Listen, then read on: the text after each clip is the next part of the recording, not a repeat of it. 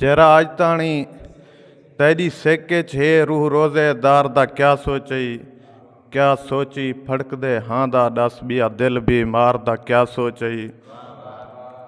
जेरा मुझे हाँ तू लांदा नहीं ऊँ हाँ दे बार दा क्या सोची।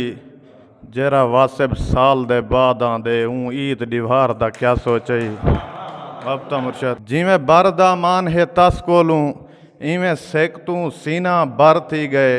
जेरे दिल विच खुशा नचदा हन ओ दिल दर्दें दा दर थी गए। हर अपना देख के ओपरा थे ऐ गुरबत दुश्मन हर थी गए। ओड जुमल जहान को क्या देखा मेरे वासिब खुतड़े पर थी गए।